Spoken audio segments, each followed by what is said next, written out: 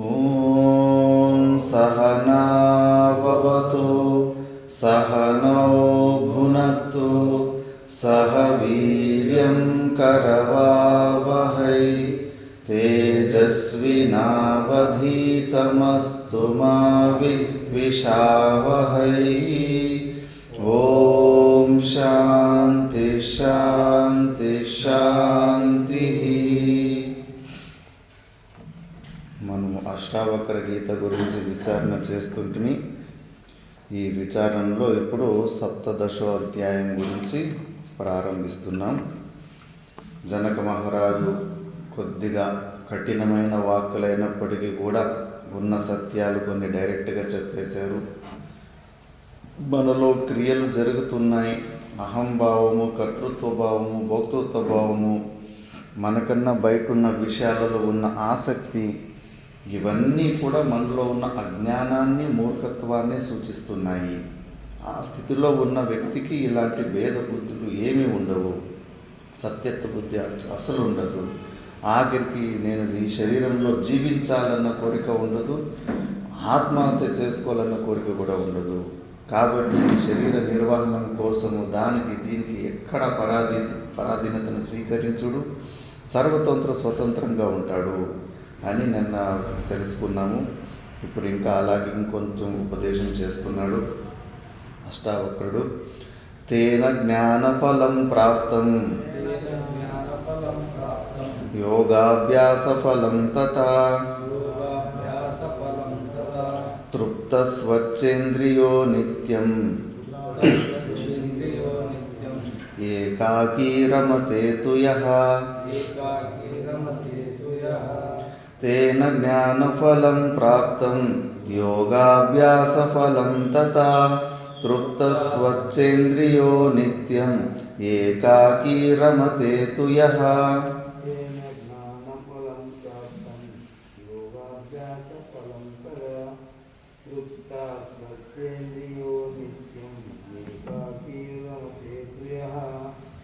జ్ఞానఫలం ప్రాప్తం యోగాభ్యాసఫలం తథా తృప్తా స్వచ్ఛేంద్రియో నిత్యం ఏకాకీ రమతే తు యః. తేన జ్ఞానం ఫలం ప్రాప్తం యోగాభ్యాసఫలం తథా తృప్తా స్వచ్ఛేంద్రియో నిత్యం ఏకాకీ రమతే తు యః. తేన జ్ఞానఫలం ప్రాప్తం, ఎవడి వల్ల అయితే ఇప్పుడు జ్ఞాన మార్గంలో ఇప్పుడు మనము శ్రవణ మనన నిధిధ్యాసనాల ద్వారా ఒక 5 సంవత్సరాలు 10 సంవత్సరాలు ఎన్నో కొన్ని రోజులు అజ్ఞానం ఉన్నంతసేపు దీన్ని సాధనగా భావించి ఏదో ఒక రోజు ఈ ఆవరణ భంగాన్ని చేసుకుంటాం. ఇంత ప్రయాసం చేసిన తర్వాత కొంతమందికి 30 సంవత్సరాలు కావచ్చు, కొంతమందికి తోతాపురికి 40 సంవత్సరాలు పట్టింది ఆవరణ భంగం చేసుకోవడానికి జ్ఞాన మార్గంలో. అట్లా ఎవరికి చాలా సాధన, అది ముఖ్యంగా జ్ఞాన మార్గం కూడా ఒక ప్రకారమైన సాధన. యోగ మార్గం, యోగాభ్యాసంలో కూడా చేసుకొని చిత్తవృత్తి నిరోధం చేసుకొని ఇంకా యోగ చిత్తవృత్తి నిరోధ అని చెప్పేసి వాళ్ళు కూడా ఏదైతే ఆ స్వరూపం దగ్గరికి తలుపుతారో వీళ్ళిద్దరు ఫలాలు కూడా ఎవరైతే ఈ తీక్ష్ణమైన జ్ఞానంతో ఉత్తమ అధికారి, మొదటి కేటగిరీకి చెందిన అధికారి, కేవలం డైరెక్ట్గా విశ్వాసం కాకుండా డైరెక్ట్గా స్వరూపాన్ని తెలుసుకున్నాం. మనం ఫస్ట్ శ్రవణ మన నిధిధ్యాసనలో మనకు విశ్వాసం అవుతుంది, నేను సచ్చిదానంద స్వరూపుని. ఆ విశ్వాసం అనే దారి నుంచి అలాగే చాలా రోజులు సాధన చేసుకుంటూ పోతూ ఉంటాం.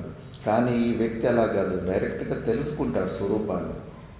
కేవలం నమ్మకమే కాదు, నేను సచ్చిదానంద స్వరూపుని అన్నది కేవలం నమ్మకం కాదు, వాస్తవికమైన నిశ్చయం చేసుకుంటాడు. అందుకే అతనికి మళ్ళా మనసు ద్వారా బలవంతంగా నేను సచ్చిదానంద స్వరూపుణ్ణి అని ప్రయత్నాలు చేయాల్సిన అవసరం ఉండదు. మరి అలాంటి జ్ఞాని అంటే నువ్వు బుద్ధిని డైరెక్ట్గా పాయింట్ దగ్గరికి తీసుకురావాలి. ఎక్కువ నువ్వు బుద్ధిని విచారణ చేసుకోకుండా పోతే టైం వేస్ట్ అయిపోతుంది. ఈ జ్ఞాన మార్గం నుంచి శ్రవణ మన నిధిధ్యాసనాల ద్వారా పొందిన తత్వాన్ని, యోగాభ్యాసం ద్వారా పొందిన తత్వాన్ని వివేకి అయిన వాడు కేవలం మంచి సూక్ష్మ విచారము తీక్ష్ణ విచారము ద్వారానే దాన్ని పొందేస్తాడు. అలా పొందినవాడు నిత్యం ఏకాకి రమతేతు యహ. అయిపోయి ఇంకా అన్నీ కట్ అయిపోతాయి. ఇప్పుడు మనం ఎక్కడన్నా కానీ ఇద్దరు ముగ్గురు కూర్చొని ముచ్చట్లు పెట్టుకుంటున్నామంటే ఆ ముచ్చట్లలో మనకు రసం ఉంది. ఒక్కడే ఉండడం వల్ల బోరు కొట్టి ఉండలేకపోయి ఇద్దరు ముగ్గురు ఫ్రెండ్స్ కావాలి, 4-5 మంది ముచ్చట్లు పెట్టుకోవడానికి ఇద్దరు ముగ్గురు ఉండాలి. ఇక్కడి నుంచి అమెరికాకి ఎంతోమంది పిల్లలు పోయి ఉంటారు. అమ్మా నాన్నలు కూడా అక్కడే అమెరికాలో ఉంచుకోవాలని ప్రయత్నం చేస్తారు. వీళ్ళు పోతారు 3 నెలలకు 6 నెలలకు పరిగెత్తి వచ్చేస్తారు. సాయంత్రం పూటలు కూర్చొని ముచ్చట్లు పెట్టడానికి ఎవరు దొరకరు. అక్కడ బోర్ కొట్టేస్తుంది. వద్దురా నాయన, ఇక్కడ ఎన్ని ఇబ్బందులైనా పర్వాలేదు, ఉన్న ఊరిలోనే కాసేపు సాయంత్రం వాళ్ళు వీళ్ళు వాళ్ళ ముఖం వీళ్ళ ముఖం వాళ్ళతో వీళ్ళు 4 మాటలు చెప్తే కానీ వాళ్ళకి కొద్దిగా ఉత్సాహం జీవం వస్తుంది. కానీ ఈ జ్ఞానికి అసహ్యం అనిపిస్తుంది. ఎవరితో కూడా ఎవరితో మాట్లాడినా టైం వేస్ట్, పరమ వేస్ట్ అనిపిస్తుంది, నేషనల్ వేస్ట్ అనిపిస్తుంది. అస్సలు అవకాశం ఇవ్వదు అనవసరమైన వాటికి. ఏది మనం సామాన్యంగా ఈరోజు భలే ఎండప్ప, ఈరోజు భలే చెల్లప్ప, వర్షం భలే పడిందప్ప, ఇవన్నీ చెప్పుకోకపోయినా కూడా నడుస్తుంది కదా. ఆ శబ్దంను బయటకు వదలాలంటే ఆ శబ్దం మాట్లాడాలని కొద్దిగా ఎనర్జీ వాడాలి. ఆ ఎనర్జీ నీకు శక్తి కాబట్టి దానికి వల్ల ఎక్స్ట్రా భోజనం తినాలి. నువ్వు అనవసరం అనుకుంటాడు ఇలాంటి మాటలన్నీ కూడా, అంత పరమ అనవసరం అనుకుంటాడు. అందుకే నిత్యం ఏకాకి రమతేతు యహ. ఎప్పుడు ఒంటరిగానే ఉంటాడు. మౌనం అంటే మౌనం అవసరం అనుకుంటే ఏ క్రియలు మినిమం క్రియలు ఎంత అవసరమో ఈ శరీర నిర్వహణానికి అంత చేసుకుంటూ తన సాధనలోనే మునిగిపోతూ ఉంటాడు.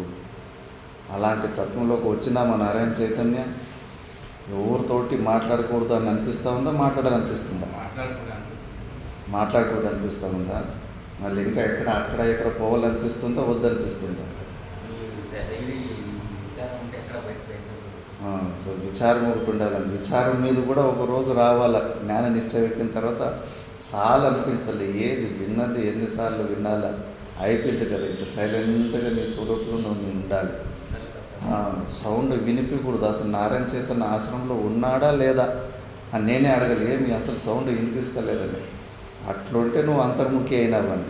లేదు బయట క్రియలు మాట్లాడాలి అవి ఇవి అంటే కానీ ఇంకా రసం ఉంది, ప్రపంచంలో నీ అస్తిత్వంలో రసం ఉంది అని. ఏకాకి నిత్యం ఏకాకి రమేతతు యహ. సైలెంట్ అయిపోతాడు ఆటోమేటిక్గా. అన్ని క్రియలు వ్యర్థం అనిపిస్తూ ఉంటుంది. నెక్స్ట్ శ్లోకంలో నా కదాచిత్ జగత్యస్మిన్ తత్వజ్ఞో హంత కిద్యతి యత ఏకేన తేనేదం పూర్ణం బ్రహ్మాండమండలం. నా కదాచిత్ జగత్యస్మిన్ తత్వజ్ఞో హంత కిద్యతి యత ఏకేన తేనేదం పూర్ణం బ్రహ్మాండమండలం.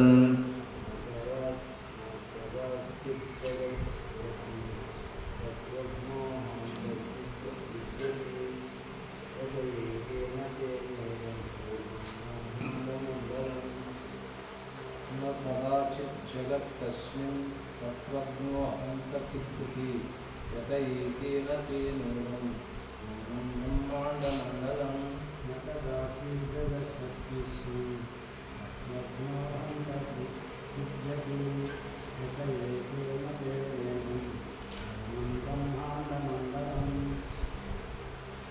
నా కదాచిత్ జగత్తస్మిన్ తత్వజ్ఞో హంతి కిద్యతే. ఈ ప్రపంచంలో ఆయనకి జీవితంలో మళ్ళా దుఃఖం అన్నది ఆయన డిక్షనరీలో ఉండదు. మనకు ఏమన్నా ఏ విషయంలో అయినా చిన్న చిన్న విషయం ఏ విషయంలో అయినా దుఃఖం అనిపిస్తుంది అంటే ఇంకా ఏదో అజ్ఞానం ఆవరణమే ఉంది. ఆయన జీవితంలో మళ్ళా షికాయతలే ఉండవు. అంత సంపూర్ణంగా అంత స్వరూపంలో ఉంటారు.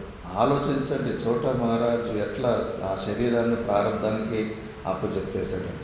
ఆయనకి ఇచ్చిన రూములో లోపల గల్లెం పెట్టకుండా పోతే 8 నెలల వరకు అసలు దీనికి గల్లెం లేదో గెల్లెం పెట్టండి అని కూడా చెప్పలేదు. అంత సంపూర్ణంగా శరీరాన్ని వదిలిపెట్టింది. విపరీతమైన చలి. ఆ చలి వస్తే వాకాలు తెరిచి కనీసం రాయన్న అడ్డం పెట్టుకోలేదు. ఆ మంచి చలికి విపరీతమైన చలి వస్తే కనుక కూర్చొని ఇంకా అంతే ఆ చలిని అనుభవించేవారు. ఆ మట్టానికి ఆ స్థితిలో ఉంటారు వాళ్ళు. మరి వాళ్ళకు దుఃఖం ఎలా వస్తుంది?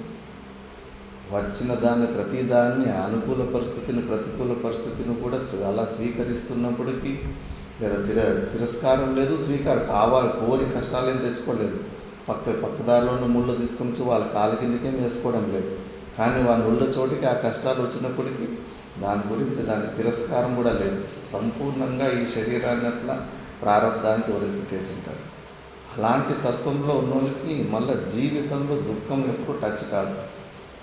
దుఃఖం అవుతుంది, ఇబ్బంది పడుతున్నాము, చుట్టుముట్టు ఏదో ప్రతికూల అనుకూల పరిస్థితుల్లో ఇంకా జ్ఞానం కలగలేదు, ఇంకా ఈ శరీర భావనలోనే మనం ఉండాము అనేది ప్రూఫ్. కాబట్టి దుఃఖం ఉంటే అజ్ఞానము, దుఃఖము లేనిదే జ్ఞానము, జ్ఞానస్థితి అని. నెక్స్ట్ నజాతో విషయ కేపి స్వారామం హర్షయంత్యమి సల్లకీ పల్లవ ప్రీతం ఇవేవం నింబ పల్లవాః నజాతో విషయా కేపి స్వారామం హర్షయంత్యమి సల్లకీ పల్లవ ప్రీతం ఇవేవం నింబ పల్లవాః.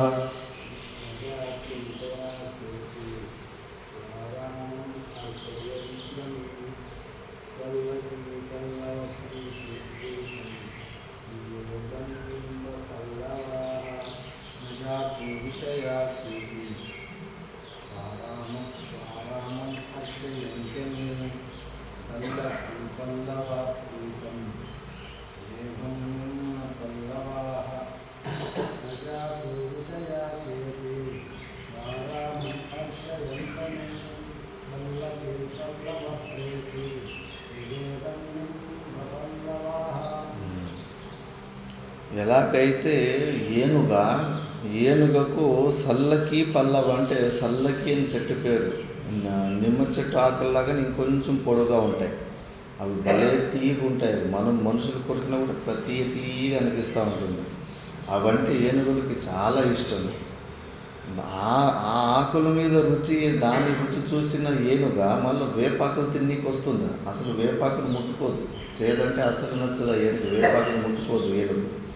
అలాగే ఎవరైతే ఆత్మారాముడు తనలో ఉన్న ఆత్మానందాన్ని సరి చూసినోడు మళ్ళీ పనికిరాని ఈ చిన్న విషయ భోగాలలో అసలు ఆసక్తి రాదు.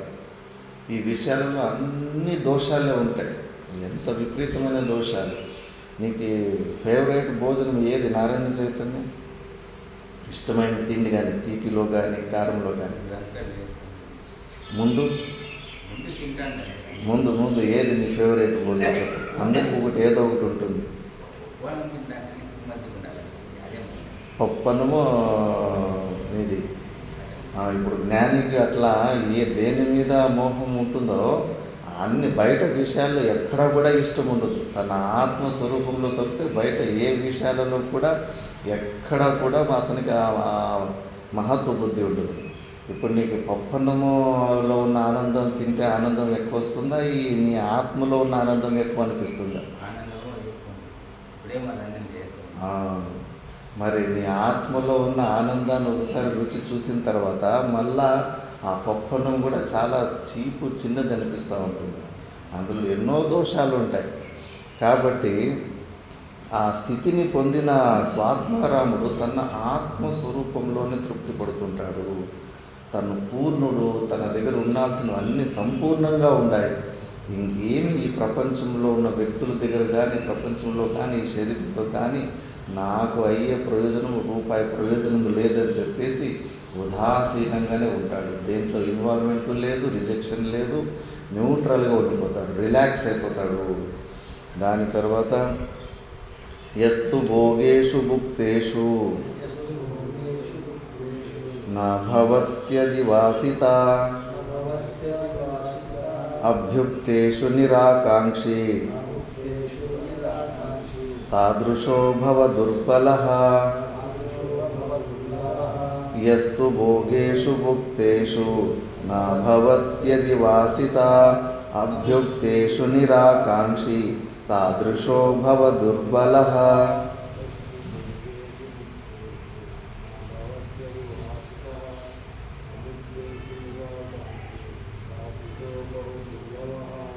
యస్తు భూతేషు భుక్తేషు నభవత్యదివాసిత అభ్యుక్తేషు నిరాకాంక్షి తాదృశో భవ దుర్లభః. యస్తు భోగేషు భుక్తేషు నభవత్యదివాసితః అభుక్తేషు నిరాకాంక్షి తాదృశో బహు దుర్లభః. యస్తు భోగేషు భుక్తేషు నా భవత్యది వాసిత అంటే ఇంతకుముందు ఎన్నెన్నో విషయాలు అనుభవించుంటాం, ఎక్కడెక్కడో విషయాలలో సుఖాలు చూసింటాం. ఆ సుఖాల అనుభూతి మళ్ళీ స్మరణకు రాకుండా ఉండాలి. మళ్ళీ ఇంకా ఎన్నో విషయాలు ప్రపంచంలో అన్నీ మనం అనుభవించలేదు. రకరకాల భోజనాలే ఉన్నాయి. ఇంకా చాలామంది అసలు పిజ్జా తినలేదు, బర్గర్ తినలేదు, కొత్త కొత్తగా మోడర్న్గా ఏమేమో వస్తుంటాయి, అవన్నీ ఏమీ తినలేదు. వాటి గురించి ఎవరన్నా వచ్చి భలే ఉంటుంది, ఇట్లుంటుంది, అట్లుంటుంది అని దాని గురించి ఎక్కువ చెప్పేసరికి నీ నోట్లో నీళ్ళు ఊరుతున్నాయంటే పోయినట్టే కథ. అంటే నువ్వు అనుభవించని విషయాల గురించి విని కూడా స్వర్గ సుఖాల గురించి, బ్రహ్మలోకంలో ఉన్న సుఖాల గురించి, వైకుంఠలోకంలో ఉన్న సుఖాల గురించి, వాటి గురించి అక్కడ ఇక్కడ వింటావు. విని నీకు మళ్ళా దాన్ని పొందాలనే కోరిక కూడా పుట్టకూడదు. పూర్వంలో నువ్వు అనుభవించిన భోగ్య వస్తువులను నీ స్మరణకు అసలు రాకూడదు. ఇలా పూర్వం అనుభవించిన వస్తువులు స్మరణ లేకుండా ఇంకా అనుభవించలేని వస్తువుల గురించి అనుభవించాలనే కోరిక లేకుండా ఉండేవాడు ఈ ప్రపంచంలో చాలా దుర్లభము. అలాంటి కేవలం ఒక జీవన్ముక్త పురుషుడే అలా ఉండగలుగుతాడు. మిగతా వాళ్ళు ఎవరు ఉండలేకపోతారు. ఒక చిన్న ప్లేస్ గురించి నేను స్వామీజీ అక్కడ గుట్ట మీద అట్లుంటుంది, భలే చల్లగుంటుంది, సాధన చేసుకోవడానికి, ధ్యానం చేసుకోవడానికి భలే అనుకూలంగా ఉంటుందంటే అయిపోయి ఇంకా అక్కడ మొలకలు లేస్తాయి. ఇంకా కోరికలు అక్కడికి పోవాలా, దాన్ని చూడాలా, అక్కడ కనిపిస్తుంది స్వాహ. దేని గురించి కూడా నీకు మళ్ళీ ఎవరు ఎలాంటి ప్రలోభాలు ఇచ్చి దాని గురించి మంచి డెఫినేషన్ ఇచ్చిన తర్వాత కూడా నీకు అలాంటి జాగాకు వెళ్ళాలని కానీ ఆ వస్తువుని పొందాలని కానీ నీకు కోరిక పుట్టకూడదు. సార్లు నేను ఇప్పుడు వరకు కళ్ళ ద్వారా, నోరు ద్వారా, చెవుల ద్వారా లోపలికి తీసుకొని అనుభవించిన సంస్కారాలు చాలు. ఆ ఉన్న సంస్కారాలనే చెడుపుకోలేక సస్తున్నాను. ఇంకా కొత్తవి ఇంకేమీ అనుభవించడానికి కొత్తది ఇంకేమీ అవసరం లేదు. శాస్త్రం కూడా అంతే విపరీతంగా శాస్త్రం అది ఇది ఎక్కువ చదివేసినామంటే అది కూడా నేను ఇబ్బంది పెడుతుంది. నువ్వు విన్నది మళ్ళీ మైక్లాగా మళ్ళీ త్వరని మళ్ళీ బయటకు ఎక్కడో ఒక చోట వదిలిపెట్టాలనిపిస్తూ ఉంటుంది. అనవసరంగా మళ్ళీ అది ఆచార్య పదవిలోనూ అక్కడ ఇక్కడ ప్రవచనాల్లో దాంట్లో దీంట్లో ఇరుక్కుపోతాను మళ్ళీ. కాబట్టి అనుభవించిన సంస్కారాలు చాలా అవే విపరీతంగా ఇబ్బంది పెడుతున్నాయి. మళ్ళీ గుర్తుకొచ్చి ఇంకా విషయాలలో ఇంకా ఆ విషయం భలే ఉంటుంది, దాన్ని తింటే నాకు ఆనందం వస్తుందనే భావనలే చూపిస్తూ ఉంది మనసు. అవే పోవడం లేదు. ఇంకా మళ్ళీ కొత్తవి ఎందుకు అనుభవించి మళ్ళీ ఈ దరిద్రాన్ని తెచ్చుకోవాలని చెప్పేసి అస్సలు ఆసక్తి చూపించదు. చాలు దండం పెట్టేస్తాడు. చాలనైనా ఇప్పుడు వరకు చదువుకున్నది చాలు. అసలు చెప్తాడు అష్టావక్రుడు, రమణ మహర్షి కూడా అంటాడు, తీక్ష్ణమైన బుద్ధి పెద్ద విఘ్నం అంటాడు మోక్షానికి. ఒక ప్రకారం వివేకానికి అవసరం ఉంటుంది, కానీ విపరీతంగా ఎక్కువ బుర్ర పని చేస్తుందంటే కన్నా పెద్ద దరిద్రం అంటాడు. అది నేను సైలెంట్గా ఊరుకోలేదు. ఇంకా ఏదేదో ఆ విషయం తెలుసుకోవాలా, ఈ విషయం తెలుసుకోవాలా, అందరికన్నా శ్రేష్ఠుడు కావాలని చెప్పేసి ఊరికి నేను ఊరికి ఏదో ఒకటి శ్రవణమని అది చేపిస్తూనే ఉంటుంది. కాబట్టి అంతే, ఎంత మినిమం ఆత్మజ్ఞానం తెలుసుకోవడానికి ఎంత అవసరమో అంత బుద్ధి ఉంటే చాలు. దానికన్నా ఎక్స్ట్రా బుద్ధి ఉంటే అదే నీకు పెద్ద విఘ్నం అయిపోతుందంట. ఊరికే నీకు అది బుర్రతే. సమస్యలు ఏంటి, చాలా సమస్యలు బుర్ర వల్లనే వస్తుంటాయి. బుర్ర లేని వాళ్ళు ఏదో కొద్దిగా తమ గుణంలో ఉండి సైలెంట్గా ఉంటారు. బుర్ర ఉన్నవాడే ఎక్కువ లొల్లులు, గొడవలు, రాగద్వేషాలు వీడికే ఎక్కువ ఉంటాయి. బుర్ర లేని వాళ్ళకి చాలా తక్కువ ఉంటాయి. కాబట్టి ఇవన్నీ ఏమి కోరికలు అది రాకూడదు. నీకు పూర్వం అనుభవించిన వస్తువులు గుర్తుకు రాకూడదు. ఇంకా కొత్త కొత్తగా ఎవరైనా ప్రలోభాలు కొత్త కొత్త విషయాల గురించి టేస్టుల గురించి చెప్పినా జాగాల గురించి చెప్పినా అలాంటి జాగాలకి పోవాలని కానీ ఆ వస్తువుల్ని అనుభవించాలని కానీ కోరిక కూడా పుట్టకూడదు. జ్ఞాని అయిన వానికి అలాంటివి కోరికలు పుట్టు. అలాంటి వాడు చాలా దుర్లభం. అంటే కోటికొకడు ఉంటాడు. మిగతా వాళ్ళందరూ దీంతోనే ఇదైపోతుంటారు. నెక్స్ట్ బుభుక్షురిహ సంసారే ముముక్షురపి దృశ్యతే భోగమోక్ష నిరాకాంక్షి విరలో హి మహాశయః. బుభుక్షురిహ సంసారే ముముక్షురపి దృశ్యతే భోగమోక్ష నిరాకాంక్షి విరలో హి మహాశయః.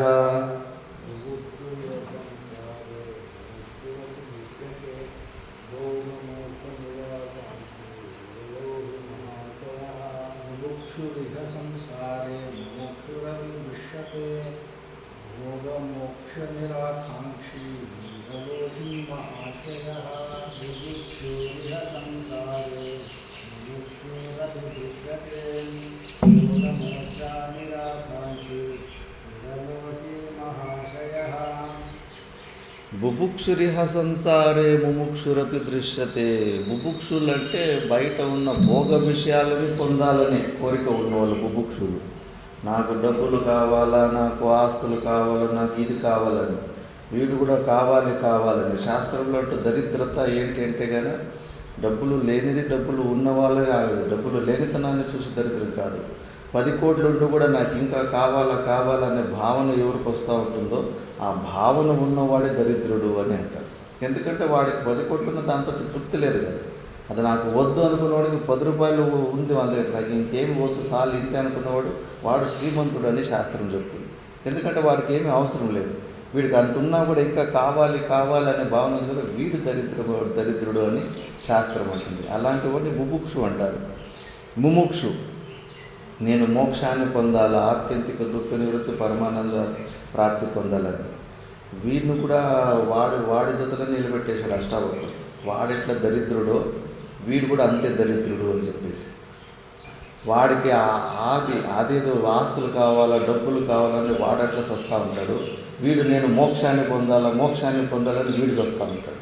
వాడు పరిశ్రమలు చేస్తూ ఉంటాడు, వీడు పరిశ్రమలు చేస్తూ ఉంటాడు. మరి నువ్వు ఆల్రెడీ ముక్తుడు అయిపోయినావు. మరి ఏమిది నేను మోక్షాన్ని పొందాలా అనే కోరిక ఏమి?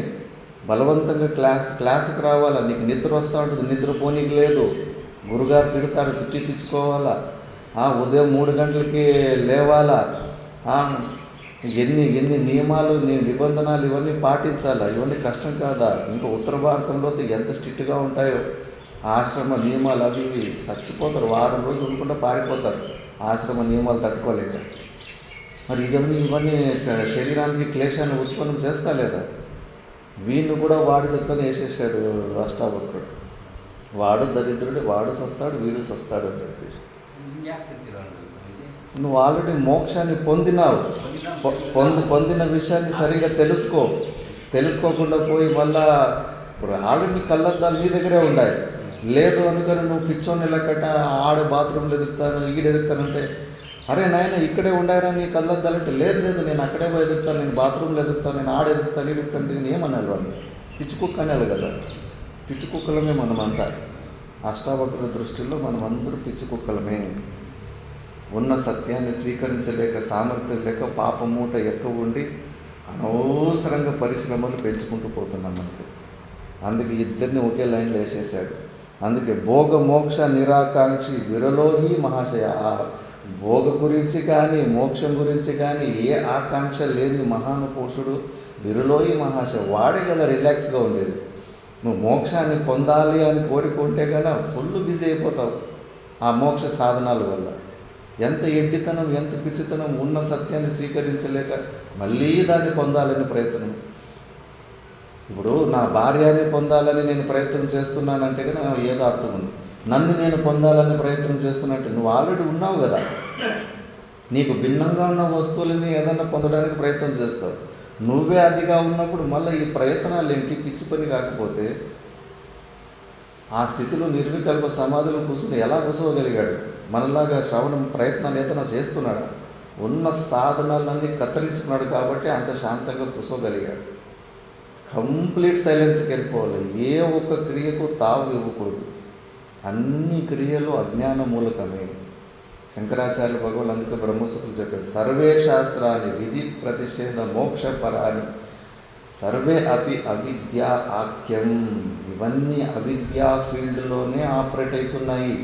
ద్రవిడ ప్రాణాయామమే. ఆ చిన్నపిల్లడి కథ చెప్పాను కదా, బల్లి మింగకపోయినా మింగినాడు అని.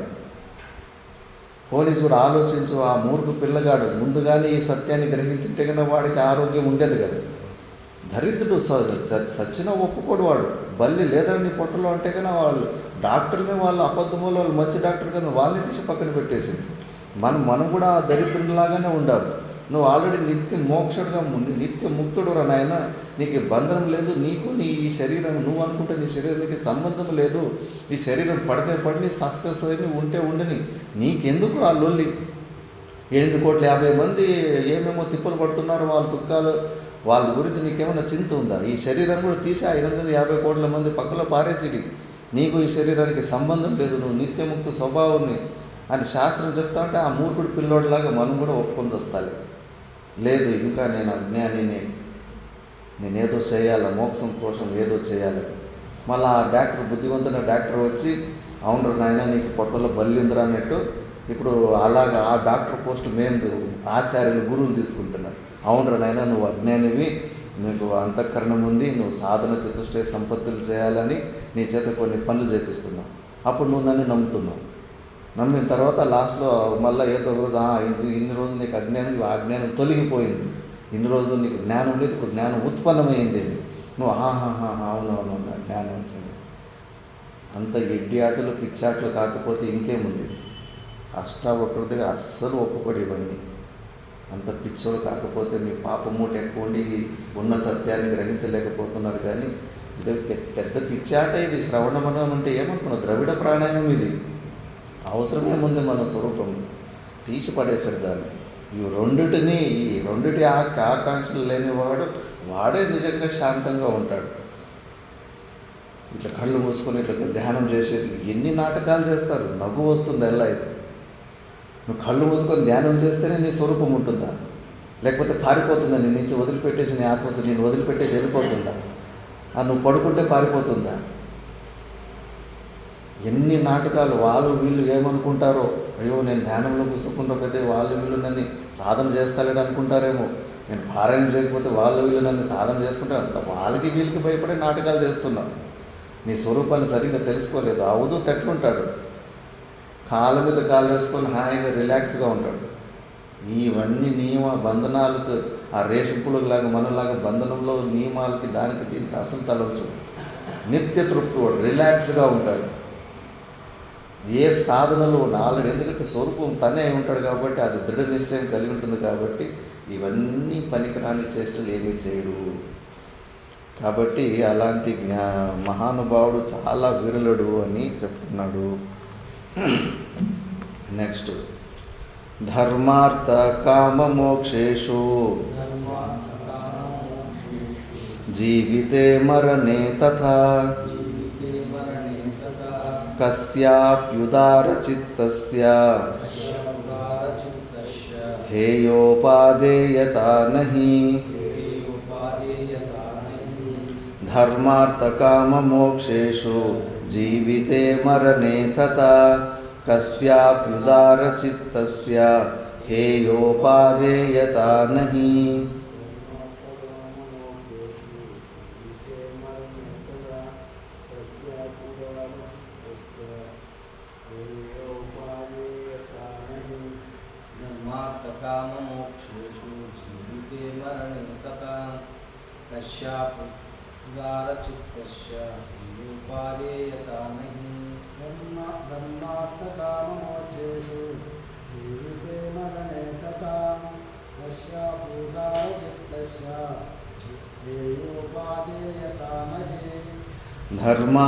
ధర్మార్థ కామ మోక్షేషు ఏమి మనిషిగా పుట్టిన తర్వాత చేయాల్సిన ప్రయత్నాలేవి?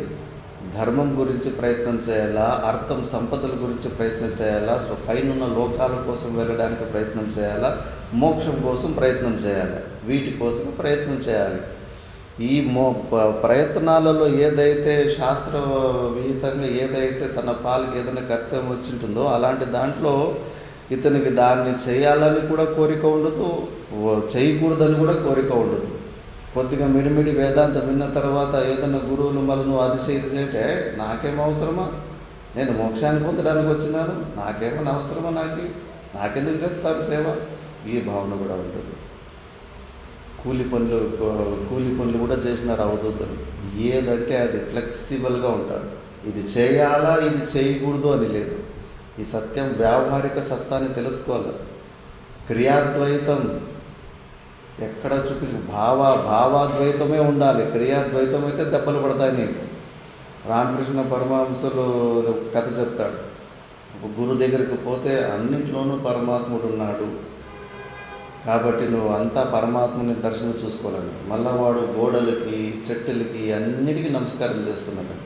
ఎదురుగా రోడ్లో పోతా ఉంటే అక్కడ ఏనుగు మీద మాముతుడు కూర్చొని వస్తున్నాడు, ఏనుగుని దొరుకుని వస్తున్నాడు. అది మొదలే దానికి పిచ్చెక్కింది. అప్పుడు దానికి కూడా ఎదురుగా సాష్టాంగ ప్రణామం చేయనికి పోతున్నాడు. పైన మాముతుడు అరుస్తాడు, పక్కకు పోరా అని. ఏనుగు ఉంటే కానీ 1 యోజనం దూరం పోవాలంట. రథం ఉంటే కానీ 100 మీటర్లు దూరం ఉండాలి, ఎదురుగా రథం వస్తుంది అంటే కానీ. దుష్టుడు ఉంటే కానీ 10 యోజనాలు దూరం పోవాలంట శాస్త్రం. మరి ఏనుగు కూడా మరి చాలా డిస్టెన్స్ మెయింటైన్ చేయాలి, దగ్గరలో సైడ్లో పోకూడదని. వీడు వినలేదు, వాడు మాకు చెప్తుంటే అది వచ్చి తొండ తీసుకుని ఒకటి కొడితే కానీ ఇసరికపోయి అంత దూరం పట్టాడు. మళ్ళీ గురుగారి దగ్గరికి వచ్చి, గురుగారు మీరు అంతటా పరమాత్ముడు ఉన్నాడన్నారు, మరి నేను దాన్ని కూడా నమస్కారం చేసినది అది లాగి కొట్టింది నాకు అంటే, మరే నువ్వంత మిడిమిడి జ్ఞానంతో ఇట్లా పాడు చేసుకుంటావు, అంతటా పరమాత్ముడు అని చెప్పారు. అందులో చూసుకున్నావు, ఏనుగులో కూడా పరమాత్మ చూసుకున్నావు. ఏనుగు మీద కూర్చున్న మాహుతుడు వాడు పరమాత్ముడు కాదు, వాడు చెప్తున్నాడు కదా పైన పక్కకు తప్పుకో. మరి వాటిలో నువ్వు పరమాత్మ చూసుకోవాలి, వాడు నువ్వు పరమాత్మ చూసుకుంటే కానీ ఆ ఆజ్ఞను విని పక్కకు పోయేంటి, నీకు ఆపద తప్పేది. వ్యావహారికంలో ఇక అద్వైతం చూపి నీకు పోకుండా వాసిపోతుంది. మళ్ళీ నీకు స్వప్నంలో అది నువ్వు స్వప్నం అని తెలుసుకున్న ఆకలి అయితే అక్కడ కష్టపడి నువ్వు భోజనం తినాల్సిందే, వేరే మార్గం లేదు. ఇక్కడ కూడా అంతే, నీకు ఆకలి దప్పులా వేస్తుంటే భిక్షాటనో ఏదో ఒకటి చేయలే, నేను ఇప్పుడు బ్రహ్మజ్ఞాని, నేను వాడినేది అడిగేది అని అహంకారంతో ఉంటే ఆకలితోటి సస్తావు అంతే. లేదా వద్దు, నీకు శరీరం వద్దు అనుకుంటే మరి ఉపాసం ఉండి శరీరాన్ని వదిలిపెట్టేసి ఈ శరీర యాత్ర జరగాలంటే కన్నా మళ్ళీ నువ్వు భిక్షాటన చేయాల్సిందే. ఈ తిండి కోసము ఏది కొద్దిగా మినిమం వ్యవహారం ఉంటుందో అది చేసుకోవాల్సి ఉంటుంది వ్యవహారిక సత్తాలు. కాబట్టి ఆ స్థితిని పొందిన మహానుభావుడు ఈ ధర్మార్థ కామ మోక్ష పురుషార్థంలో అవి చేయాలని కూడా అన్న భావన ఉండదు, వద్దు అని భావన ఉండదు. ఏదో కొంతమందికి గురువు ఆజ్ఞ వల్ల కొన్ని వచ్చేసి ఉంటాయి. శంకరాచార్య భగవాన్ కూడా వాళ్ళు గురువులు బాధపడుతుంటే సనాతన ధర్మం క్షీణమైపోతుందని గురువుల కోసము ఆ దిగ్విజయ యాత్రలు, భాష్యాలు, సనాతన ధర్మాన్ని రచించడానికి చేశాడు. అంతేకాని ఆయనకి ఏదో అది కోరిక కాదు. అలా ఎంతోమందికి గురువు ఆజ్ఞ కోసము, కొంతమందికి ప్రపంచం మీద కూడా కనికరం పుట్టచ్చు, ఈ ప్రపంచం ఇంత మంచిగా సాధన చూసుకుంటా ఉంది కదా అని చెప్పేసి ఆ కోరిక వల్ల, అవిద్య లేచం వల్ల కొన్ని లోక సంగ్రహణ క్రియలు జరగచ్చు. అంతేకాని ఇది నేను చేయాలా, ఇది నేను చేయను అని ఆ రిజెక్షన్ ఉండదు, చేయాలని కోరిక ఉండదు. అలాంటి న్యూట్రల్ స్థితిలో ఉంటాడు. జడభరతులు చూడండి, పల్లకి మోసుడు ఎవడో ఒక రాజు, పనికి రాని మూర్ఖుని రాజు పల్లకి మోసుడు. బ్రహ్మజ్ఞాని, నేను బ్రహ్మజ్ఞానిని, నేను చీపురు కట్టుబడుకునేకి అవుతుందా, నేను ఉడునీకి అవుతుందా, నేను పాత్రలు గడిగినీకి అవుతుందా? మా ఉత్తర భారతదేశంలో ఫస్ట్ అవే చేపిస్తారు. నీ అహంకారంలో ఎంత తూపు ఉందో చూడడానికి ఫస్ట్ అవే చేపిస్తారు. కాబట్టి అలాంటిది ఏమీ భావనలు ఉండదు. శ్రీకృష్ణుడు ఎంగిలాకులు ఎత్తలేదు రాజసూయం, ఎంగిలాకులు ఎత్తి అవన్నీ ఆ సేవ చేసేది. ఎందుకంటే వాళ్ళకి ఆ భావన ఉండదు కాబట్టి. జ్ఞానదశలో నేను ఇది చేయాలా, అది చేయకూడదు అన్నది అలాంటి స్థితిలో ఉంటారు. వాంఛన విశ్వవిలయే నద్వేషస్తస్య చ స్థితో యథా జీవికయా తస్మాత్ ధన్య ఆస్తే యథా సుఖం. వాంఛనా విశ్వవిలయే న ద్వేషస్తస్య చ స్థితో యథా జీవికయా తస్మాత్ ధన్య ఆస్తే యథా సుఖం.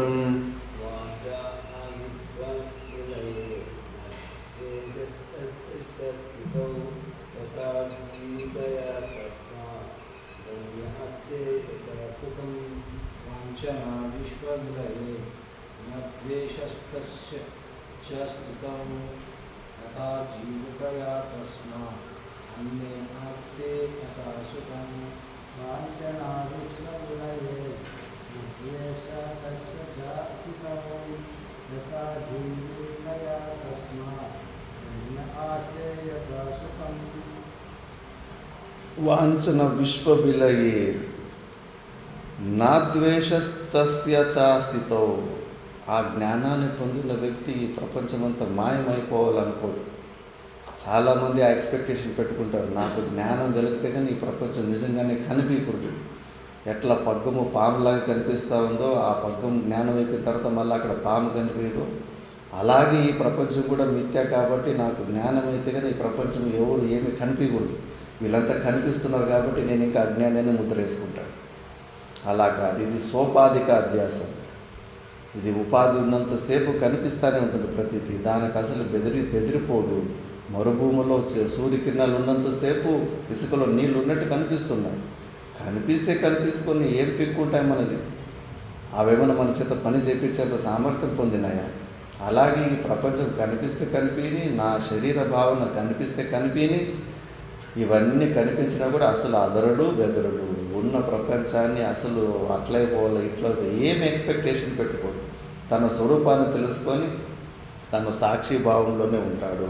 దాని తర్వాత యథేచ్ఛగా ఈ శరీర సంఘాతానికి ఏమి ప్రారంభం ఉంటుందో అలాంటి క్రియలు చేసుకుంటూ హాయిగా ఉంటాడు. ధర్మవ్యాధుడు మాంసము అమ్ముకునే వాళ్ళ ఇంట్లో పుట్టింటాడు.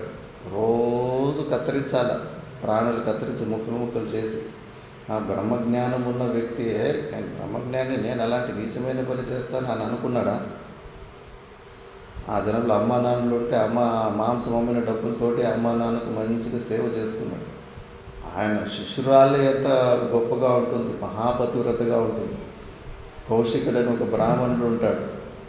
వాడు ఇట్లే వర్ణాశ్రమ బంధనం అంటే బయట ఉన్న సంసారం అనుకుంటాడు. అసలు అహమమ భావాలే కదా బంధనం అంటే. భగవంతుడు ఈ సంసారము మోక్షానికి అంత అడ్డంటే కానీ అందరినీ అసలు ఉపస్థేంద్రి ఇంద్రియం లేకుండానే అట్లాగే పైనుంచినే పుట్టించినట్లు మా వర్షాన్ని కురిపించినట్టు అందరికీ కురిపించేవాడు కదా. ఇలా కాకుండా ఎందుకు ఈ సంసారం సృష్టించారంటే అందులో ఒక ప్రయోజనం ఉంది. ఆ ప్రయోజనాన్ని మనం గుర్తించుకోవాలి. ఊరికి ఇల్లు వాకిలి అమ్మ నాన్న వాళ్ళు వదిలిపెట్టి వచ్చేసినంత మాత్రం ఎర్రబట్టలు వేసుకున్నంత మాత్రం ఏమీ అయిపోయేది లేదు. ఆ కౌశికుడు కూడా అంతే. ఇదంతా మిథ్య, అమ్మ నాన్నలు సేవ, ఇవన్నీ బంధనము, ఇవన్నీ అనుకునే మూర్ఖం ద్వారా మన్ముఖి అంటారు. సొంతంగానే నిర్ణయాలు తీసుకునేటోళ్ళు. మనకి తపశ్చర్య చేస్తూ ఉంటాడు. ఇంకా తపశ్చర్య చేస్తే ఎవరు ఏ పని చేసినా దానికి రిజల్ట్ ఉంటుంది, ఫలం ఉంటుంది. ఇంకా తపశ్చర్యతోటి కొన్ని సిద్ధులు వచ్చి ఉంటాయి. ఒక చెట్టు కింద కూర్చోంటే పైన కొంగను మళ్ళా కాకి గొడవ పడతాయి. గొడవ పట్టుకొని పైన నుంచి అవి రెట్ట వేస్తే ఆ రెట్ట వచ్చి ఆకులు రాలితే ఆకుల తర్వాత రెట్ట కూడా వచ్చి మీద రాలేసరికి కోపం వచ్చి ఇట్లా పైనకి చూస్తే కానీ అవి రెండు భస్మం అయిపోతాయి. మళ్ళీ ఇంకా అహంకారంతో ఎవరికన్నా కానీ కొద్దిగా సిద్ధులు వస్తే కానీ మళ్ళీ వాడిని పట్టనీకి లేదు. ఓహో వాడు హావభావాలు చూడాల, పవర్ఫుల్ వ్యక్తిని చూపించుకుంటూ ఉంటాడు. మళ్ళీ భిక్షాటనకు పోతాడు. భిక్షాటనకు పోతే కానీ ఒక తల్లి కొంచెం అంగవికలాంగుడి స్థితిలో ఉన్న ఒక పతికి సేవ చేస్తూ ఉంటుంది. కాబట్టి భిక్షాం దేహి అనేసరికి కాసేపు ఆగండి, నేను ఇలా సేవ మధ్యలో ఉన్నాను, ఇక ఆయనతో ఈ సేవ పూర్తి చేసుకొని వచ్చి భిక్ష వేస్తాను అని అన్నది. అందరికీ కోపం వచ్చేసింది. ఫస్ట్ ఎదురుగా వచ్చినవాడు సద్బ్రాహ్మణుడు, వాడికి భిక్ష వేసే పని లేకుండా వేరే పని ముఖ్యమైపోయిందా అని ఆయనను కూడా కంటి సూపు దగ్గర చూసి భస్మం చేయాలనుకుంటాడు. ఆమె భిక్ష తీసుకొచ్చి నువ్వు నీ కంటి సూపు చూడటానికి భస్మం అవ్వడానికి నేను పక్షి అనుకున్నావా అంటుంది. వాము ఎవరో త్రికాల జ్ఞానిలాగా ఉంది, మహాసాధ్విలాగా ఉంది, నీకెట్లా తెలుసు అంటే ఇంకంత కథ అంతా చెప్తుంది. జీవన్ముక్తి స్థితిలో ఉంటుంది. నీకు ఎట్లా వచ్చింది, ఎక్కడి నుంచి వచ్చింది, ఎవరు నీ గురువు అంటే నా గురువు ధర్మవ్యాధుడు అంటే. ఇంకా ధర్మవ్యాధుడు అంటే ఏదో చాలా గొప్పవాడేమో, చాలా పెద్ద ఋషిని అనుకొని వస్తారు. ఆ ఇచ్చిన అడ్రస్ చూస్తే అక్కడ మాంసం కొట్టు ఉంటుంది. మాంసం అంతా రక్తము తోటి అంతా అంగడంతా ఈగులు అవి ఇవి మూగుతూ ఉంటాయి. అక్కడ మాంసం అమ్ముకుంటూ ఉంటాడు. ఈయన పోయిన వెంబడి ఆ ధర్మవ్యాధుడు గుర్తుపెట్టేస్తాడు. పలానా పతివ్రత నేను పంపించింది కదా, కాసేపు ఆగు, నా పని ఉంది, కాసేపు అయిన తర్వాత మళ్ళీ దీన్ని మూసుకొని మనం ఇంటికి వెళ్దాం, అక్కడ నీకు చెప్తాను. చూస్తూ ఉంటాడు, ఆశ్చర్యపోతాడు. ఇలాంటి నీచమైన పని చేసి వీడు బ్రహ్మజ్ఞానినా అని. మళ్ళీ ఇంటికి పోయేసి వాళ్ళ అమ్మ నాన్నకు అంతా సేవ చేసి వృద్ధులై ఉంటారు, మంచిగా వాళ్ళకు అంతా తిండి పెట్టేసి అప్పుడు ఫ్రీగా కూర్చొని అప్పుడు ఇంక విచారం చేస్తాడు. అప్పుడు చెప్తాడు, సంసారం అంటే బయట ఉన్న ఈ వ్యక్తులు అవి ఇవి కాదు, వాటి మీద మనకున్న అహమమ్మ భావన. చాతుర్వర్ణాశ్రమ ధర్మాలు అంత అనవసరమైనవైతే కానీ భగవంతుడు ఆ పద్ధతి పెట్టేవాడే కాదు, ఆకలి దప్పులు కూడా పెట్టేవాడు కాదు, అలాగ నియమం చేసేవాడు. ఇవన్నీ కూడా మోక్ష సాధనానికి అనుకూలమైన పరిస్థితులు కాబట్టి వివేకము వైరాగ్యానికి పొందడానికి మళ్ళా ఎన్నో జీవులు పెండింగ్ ఫైల్ లాగా ఉంటాయి. అవన్నీ వల్ల భూలోకానికి రావడానికి ఒక ప్లాట్ఫారం ఉండాలి కదా. కాబట్టి ఎవరు ఇంకా అందరూ గృహస్థాశ్రమం స్వీకరించకపోతే మళ్ళీ నెక్స్ట్ నీలాంటి యోగ భ్రష్టులు ఎక్కడి నుంచి రావాలి? ఆకాశం నుంచి ఊడిపడతారా? తల్లి గర్భంలో నుంచి బయటకు రావాలి కదా. మరి ఎవరో ఒకరు గృహస్థుడు ఉండాలి కదా భూలోకంలో. అలాగని అన్ని ఆశ్రమాలు అవసరం ఉంటాయి. కాబట్టి ఆశ్రమాలు అది నీకు బంధకం కాదు. మీ తల్లిదండ్రులే అనాశ్రయంగా ఉన్నది ఒక్కడే కొడుకు, వాళ్ళని వదిలిపెట్టి వచ్చే వాళ్ళు విపరీతమైన దుఃఖానికి గురి అవుతున్నారు. వాళ్ళ ఆశీర్వాదం లేకుండా నువ్వు దీన్ని పొందలేవు, అవసరం లేదు. వాళ్ళ తల్లిదండ్రులు, నేను నా తల్లిదండ్రులు సేవ చేసుకుని ఇంత గొప్ప స్థితిలో ఎలా ఉన్నా, నువ్వు కూడా మీ తల్లిదండ్రులు సేవ చేసుకుంటే ఆ గొప్ప స్థితికి నువ్వు వెళ్తావు. ఇలా బయటకు రావాల్సిన అవసరం లేదని చెప్పి నిజమైన జ్ఞానాన్ని ఇస్తాడు. కాబట్టి ఆ స్థితిలో ఉన్న మహానుభావులు ఈ చాతుర్వర్ణ ఆశ్రమాలు కానీ దేనికి కానీ దాన్ని చేయాలని అనుకోరు, వదిలిపెట్టుకోవాలని కూడా అనుకోరు. దాని తర్వాత చెప్తా ఉన్నాడు, కృతార్థోనేన జ్ఞానేన ఏత్యేవం గలితదీకృతి పశ్యన్ శృణ్వన్ స్పృశన్ జిగ్రన్ నశ్నన్నాస్తే యథా సుఖం కృతార్థోనేన జ్ఞానేన ఏత్యేవం గలితదీకృతి పశ్యన్ శృణ్వన్ స్పృశన్ జిగ్రన్ అశ్నన్నాస్తే యథా సుఖం.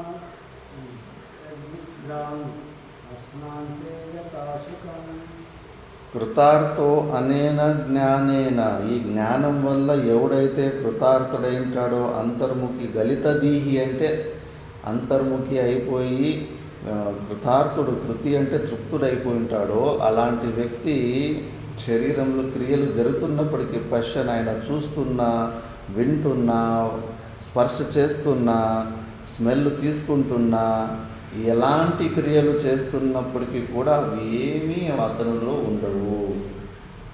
అన్ని క్రియలు చేస్తున్నప్పటికీ కూడా వాడికి అంటుకుండా ఉంటాడు. సుఖంగా నిర్లేప స్థితిలో ఉంటాడు. నళినీదళ గత తరలం అంటే ఆ కమలపు పువ్వు మీద నీళ్లు ఎట్ట జారిపోతూ ఉంటాయి అట్లా ఈ క్రియలు కానీ ఏది ఆయనకు అంటుకోవు. కర్తృత్వ భావము లేదు కాబట్టి, భోక్తృత్వ భావం లేదు కాబట్టి అలాంటి జీవన్ముక్త పురుషుల క్రియలు కనిపిస్తున్నప్పటికీ కూడా ఆ క్రియలు ఆయనలో ఉండవు. అలాంటి స్థితిలో ఉంటారని చెప్తున్నాడు. నెక్స్ట్ శ్లోకంలో శూన్యా దృష్టిర్వృథా చేష్ట వికలానింద్రియాణి చ న స్పృహా న విరక్తిర్వా స్పృహా న విరక్తిర్వా క్షీణ సంసార సాగరే క్షీణ సంసార సాగరే శూన్యా దృష్టిర్వృథా చేష్ట వికలానింద్రియాని చ న స్పృహా న విరక్తిర్వా క్షీణ సంసార సాగరే.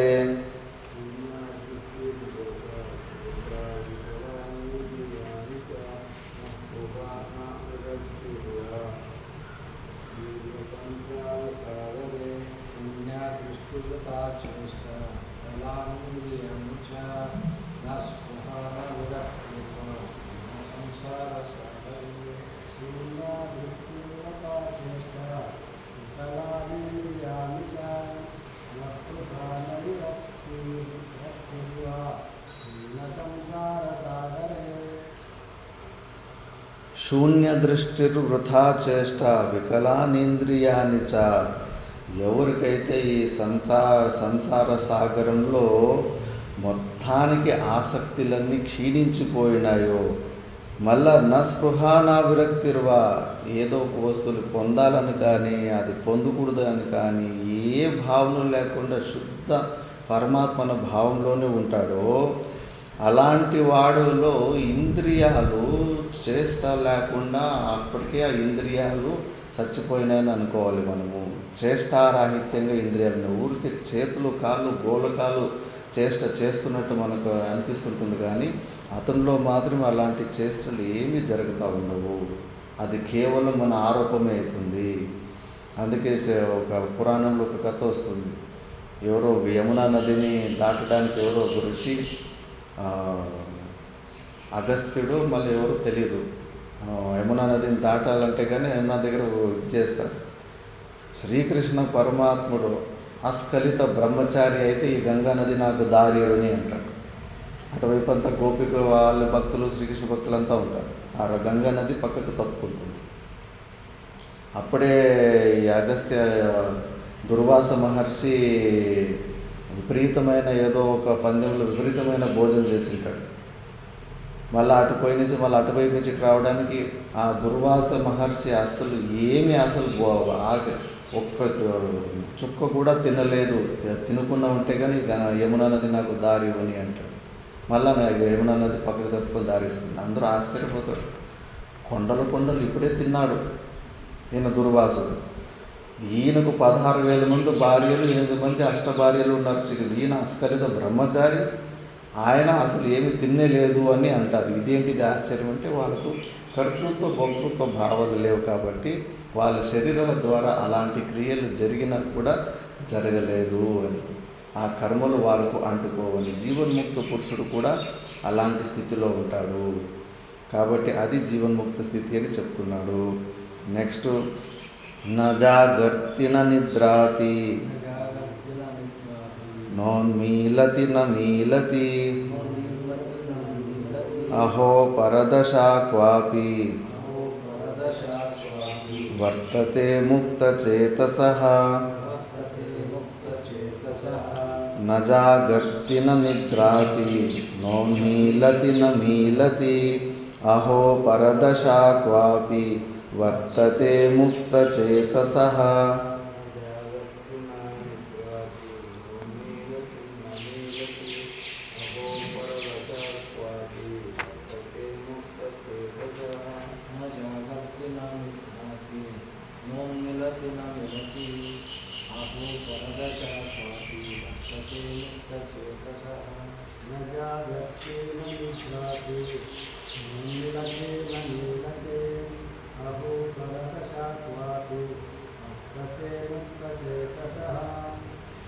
న జాగర్తి న నిద్రాతి, అసలు మెలకులో ఉండడు, అసలు నిద్ర కూడా పోడంట నారాయణ చైతన్యం. మరి ఎట్లా పాటను నిద్రపోతే మరి నీకు జ్ఞానం రాలేదనే మరి నిద్ర కూడా పోడంట. నా జాగ్రత్త నా నిద్రాతి అంటే మొత్తానికి నిద్రపోకుండా అలాగే శివరాత్రిలా జాగరణ చేస్తుంటాడు జీవన్ముక్త పురుషుడు. మరి ఇట్లా శాస్త్రం చెప్తుంది, దీన్ని ఎట్లా అర్థం చేసుకోవాలి? రమణ మహర్షి రామకృష్ణ నిద్రపోయారా లేదా? మరి ఇక్కడ నా నిద్రాతి అని అంటున్నాను, నా జాగ్రత్త నా నిద్రాతి, నా ఉన్మీలతి నా మీలతి. కంటి రెప్పలు కూడా లేదు, అట్లా తెరిచి ఉంటే అట్లే తెరిచి ఉండాలి కంటి, అట్లా అనకూడదు. కంటి రెప్పలు కూడా ఉన్మీలన ఆది క్రియలు కూడా జరగవంట. మరి ఎట్లా ఇది? ఆయన ఇది ఏం చెప్తున్నారంటే ఇంద్రియ వ్యాపారాలు లేని స్థితిలో ఉంటాడు. ఈ పగులు రాత్రి నిద్ర మెలకువ అజ్ఞానంలో ఉన్నోడు అవస్థలు 3 అవస్థలలో జీవసాక్షి అయిపోయి వేరు వేరు వ్యక్తుల్లాగా ఐడెంటిటీగా ఉంటాడు. నిత్య సాక్షిలో ఉన్నోడికి అవస్థలు ఉండవు, తురియ అవస్థలో ఉంటాడు. ఆయనకు అవస్థలే లేనప్పుడు పొగలేంటి రాత్రి ఏంటి అవన్నీ ఈ శరీర సంఘాతంలో జరుగుతుంటాయి, కానీ ఆయన స్వరూపంలో అవి లేవు. అసలు ఎప్పుడు నిత్య వస్తువుకి లేనితనం ఎక్కడ ఉంటుంది? ఉంటుంది, ఎప్పుడూ ఉంటుంది అది. కాబట్టి అందులో పగులు రాత్రి ఇవన్నీ వికల్పాలకు రాత్రి లేదంటే ఎప్పుడు నిత్య శుద్ధ బుద్ధ ముక్త స్వభావంలోనే ఉంటాడు. అంతేగాని ఆయన కూడా మనలాగానే భోజనం చేస్తే కానీ ఆయనకు నిద్ర వస్తుంది, ఆయన పడుకుంటాడు. ఆయన శరీర సంఘాతం పడుకుంటుంది, మనము నిజంగానే పడుకుంటాం. ఆయన శరీరం పడుకుంటుంది, మనము నిజంగానే పడుకుంటాం. నా శరీరం పడుకుంటానన్న భావన లేదు, నేనే పడుకుంటున్నాను అని అహంకారంలో ఇరుక్కుపోయి ఉంటాం. కాబట్టి ఇదే డిఫరెన్స్. అంటే ఆయన జ్ఞాన స్థితిలో ఉంటాడు. అలాగని కంటి రెప్పలు కొట్టకుండా ఇట్లే జ్ఞానం వచ్చిన తర్వాత ఇట్లే ఉంటారు. ఆ యోగంలో కొన్ని స్థితులు ఉన్నాయి. నిద్ర మీద పెద్ద యుద్ధం చేస్తారు యోగ మార్గం. అసలు ఆనందమయ కోశాన్ని కూడా గెలవాలని దానివల్ల పెద్ద ట్రాప్ అని చెప్పేసి అలవాటు చేసుకుంటారు. అసలు ఆహారము మాతామానికేశ్వరమ్మకు అసలు ఆవులింతలే వచ్చేవి కాదు, నిద్ర వచ్చేది కాదు, ఆవులింతలు వచ్చేది కాదు. అది యోగలో ఉన్న అదొక సిద్ధి. అది అలాగని చెప్పేసి అలా ఉన్న వాళ్ళ జ్ఞానులు, నిద్రపోయేటోళ్ళంతా అజ్ఞానులు అనుకుంటే మన మూర్ఖత్వం. వాళ్ళ శరీర సంఘాతము పడుకుంటూ ఉంటుంది, కానీ వాళ్ళకి దానికి సంబంధం లేదు. నేను పడుకునేవాడిని కాదు, నేను లేచేటోళ్ళు కాదు, నేను ఎప్పుడూ నిత్యంగా ఉంటాను. కాబట్టి నిత్యంగా ఉంటాను కాబట్టి 3 అవస్థలో ఉన్న విషయాలు నాకు తెలుస్తున్నాయి. అది నేను పడుకున్న ఈ శరీర సంఘాతం గురించి అన్ని విషయాలు తెలుసుకుంటున్నాను. నేను 3 అవస్థలో ఏమేమి జరుగుతుందో, సుషుప్తి అవస్థ కూడా స్వప్నాలు లేనితనాన్ని నేను గమనిస్తూనే ఉన్నాను. నేను మేలుకొనే ఉన్నాను. ఈ శరీర సంఘాతం పడుకుంది, లేస్తూ ఉంది. కాబట్టి అలాంటి స్వరూపంలో ఉన్నవాడు అహో పరదశాక్వాపి వర్తతే ముక్త చేతస. ఎవరో కొంతమంది బిర్లాల ఆ పరిస్థితిని అనుభవిస్తూ ఉంటారు. మిగతా వాళ్ళంతా అజ్ఞానంలో పడుకోవడం లేవడము జీవుల్లాగానే ఉంటారు అని చెప్తూ ఉన్నాడు. నెక్స్ట్, సర్వత్ర దృశ్యతే స్వస్థః సర్వత్ర విమలాయశః సమస్తవాసనాముక్తో ముక్తః సర్వత్ర రాజతే. సర్వత్ర దృశ్యతే స్వస్థః సర్వత్ర విమలాయశః సమస్తవాసనాముక్తో ముక్తః సర్వత్ర రాజతే.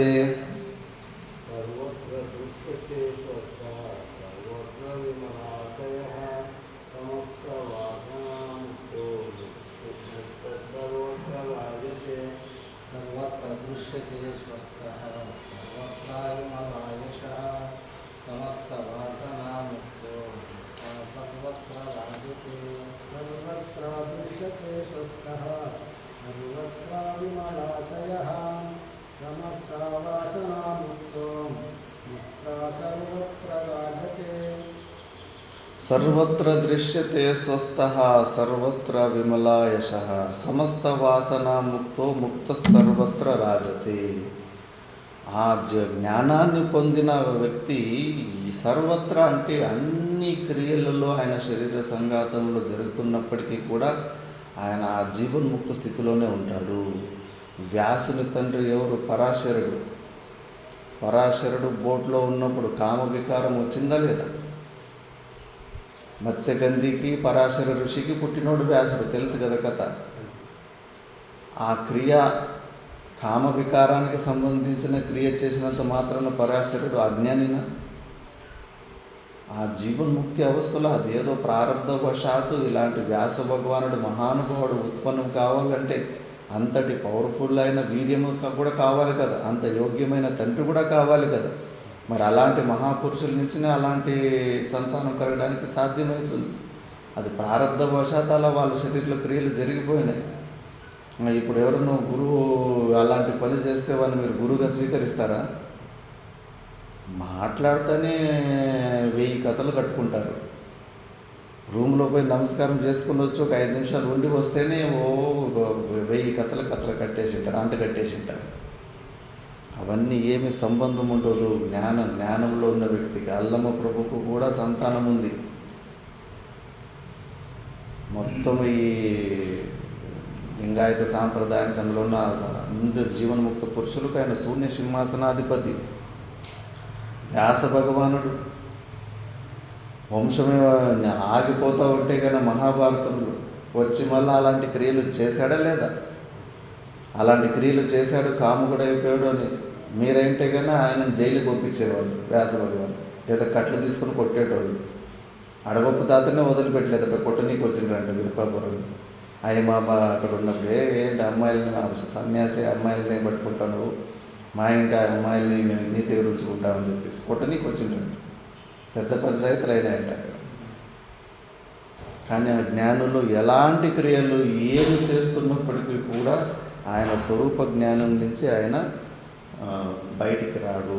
కాబట్టి సర్వత్రా అన్ని ఆయన శరీర సంఘాతంలో ఆయన కత్తి తీసుకొని కృష్ణ పరమాత్ముడు ఎన్ని యుద్ధాలు చేశాడు. రాముడు కోట్ల మందిని రాక్షసులు చంపేశాడు. అది చిన్న క్రూర పరిణ. 2-3 చంపినోనే కంప్లీట్గా జైల్లో వచ్చి దుష్టుడిలాగా చూస్తారు. మళ్ళీ వాళ్ళకి జీవితంలో మర్యాద ఉండదు ప్రపంచంలో. మరి అన్ని వేలు మర్డర్లు చేస్తే కూడా అది ఏమీ అంటుకోదు. ఆ జీవన్ముక్తి అవస్థలో ఉన్నప్పుడు అలాంటి కర్మలు ఏమీ కూడా ఆయనకు అంటుకోవు. కాబట్టి ఆయన అన్ని క్రియలు చేస్తున్నప్పటికీ ఆ శరీర సంఘాతంలో అంటకుండా ఉంటాడు. ఈ సత్యాన్ని గ్రహించుకోవాలంటే చాలా ఇది ఉండాలి. ఓషో అని ఒక మహానుభావుడు ఉండే భారతదేశం, అంత మంచి వేదాంతం గురించి బాగా చెప్పుకుంటూ పోయాడు. కానీ ఈ సత్యాన్ని అష్టావక్ర గీత గురించినే ఆయన ఫస్ట్ టీకా టిప్పని రాశాడు. ఈ సత్యాన్ని ప్రపంచం ఎక్కడ స్వీకరిస్తుంది? ఆయన అన్నాడు, ఆయన భార్య పిల్లలు ఉన్నప్పటికీ కూడా సద్గురువులు వాళ్ళు జీవన్ముక్తి అవస్థలోనే ఉంటారు. ఆ క్రియ ఈ జ్ఞానాన్ని తొలగించలేదు అన్న సత్యాన్ని ఒకసారి ఆ డైలాగ్ బయటకు వదిలిపెట్టేసరికి ఇంకా దానితోటి వివాదం స్టార్ట్ అయ్యి ఇంకా ఆయన భారతదేశం వదిలిపెట్టి అమెరికా పోవాల్సిన పరిస్థితి వచ్చింది. మళ్ళీ అక్కడ ఇంక మళ్ళీ ఆయన కొన్ని మిస్టేకులు చేశాడులే. మళ్ళీ దాని తర్వాత అక్కడ కూడా లొల్లి జరిగింది. కానీ ఇవన్నీ జీర్ణం చేసుకోవాలంటే కనుక మన శాస్త్రంలోనే ఎన్నో ఎగ్జాంపుల్స్ ఉన్నాయి. కానీ జనాలకు అది స్వీకారం కాదు. విపరీతంగా చాలా ఈజీగా శ్రద్ధను పోగొట్టుకుంటారు. కాబట్టి రమణ మహర్షి మీద కూడా ఎన్నెన్నో అపవాదాలు వేస్తారు. వాళ్ళ అన్న కొడుకుని నెక్స్ట్ ఉత్తరాధికారి చేసేసరికి మీరు కూడా ఆలోచించండి. ఎవరన్నా కానీ ఇప్పుడు మఠాధిపతులు ఉండి వాళ్ళ సంబంధికులనే నెక్స్ట్ ఉత్తరాధికారి చేస్తే కన్నా వాడి మీద ఎవరికైనా శ్రద్ధ వస్తుందా? విపరీతంగా విరోధం చేస్తున్నారు. జిఆర్ స్వామీజీ మీద కూడా విపరీతమైన విరోధం ఉంది. వాళ్ళ అన్న కొడుకునే ఎవరినో మళ్ళీ ఉత్తరాధికారిగా పెట్టుకున్నారు. అంతెందుకు శృంగేరిలో ఉన్న వాళ్ళకి కూడా అపవాదం వచ్చింది. వాళ్ళ అన్న కొడుకుని నెక్స్ట్ కొత్త శంకరాచార్యులు ఘోషించారు.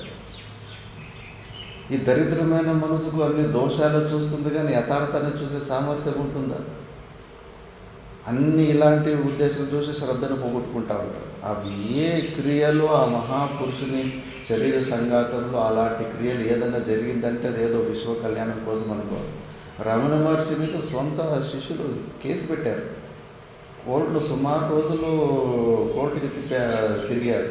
ఇంకా కోర్టే రమణ మహర్షి దగ్గరికి వస్తుండే, మహానుభావుడు కాబట్టి వాళ్ళని కోర్టుకి లాగరు, కోర్టే అక్కడికి వస్తుంది. అలా వచ్చి మళ్ళీ ఓడిపోయారు శిష్యులు. మరి ఆయన దగ్గర 20-30 సంవత్సరాలు ఉండి దీక్ష తీసుకొని సాధన చేసిన శిష్యులకే శ్రద్ధ పోయిందంటే ఆ ఒక చిన్న క్రియలు. ఎందుకంటే ఆ క్రియ చేస్తే కానీ ఈయనకి ఇంకా అహమ్మమ భావాలు ఉన్నాయి, ఇంకా నా వాళ్ళన్న స్వార్థం ఉంది అన్న భావనని ఆరోపణ చేసేసారు గురువుల మీద కూడా. గురువుల మీద అలా చేసి గురుద్రోహం చేస్తే మనకి వల్ల ఏ జన్మలో కూడా మోక్షం ఉండదు అనుకో. దానికి ఇంకా అంతే వాడు అయిపోయింది. ఇంకా కల్పకల్పాలు కూడా ఎవరు ఇంకో మార్గమే లేదు. వాడు మళ్ళీ జీవితంలో ఉద్ధారం అవ్వడానికి మార్గమే లేదు. కానీ ఏం చేద్దాము, నా మూర్ఖులకు ఈ విషయం తెలియదు. ఆయన శరీర సంఘాతంలో జరిగే విషయాలకు ఆయన అంటుకుండా ఉంటాడు. ఆయన ఏది చేస్తే అది శాసనం అయిపోతుంది. అవన్నీ చూసుకుంటే కనుక మనము ఉన్న శ్రద్ధను పోగొట్టుకుంటాము. కాబట్టి అలా అంటూ సర్వత్రా అన్నిట్లో కూడా ముక్తావస్థలోనే సర్వత్రా ముక్త రాజతే, ముక్తుడుగానే ఉంటాడు ఎలాంటి క్రియలు చేసినప్పటికీ కూడా. కాబట్టి ఈ విషయాన్ని మనం గ్రహించాలి. మిగతాది మనము నెక్స్ట్ క్లాస్ చూద్దాం సాయంత్రం. ఓం పూర్ణమద పూర్ణమిదం పూర్ణాత్ పూర్ణముదచ్యతే పూర్ణస్య పూర్ణమాదాయ పూర్ణమేవావశిష్యతే.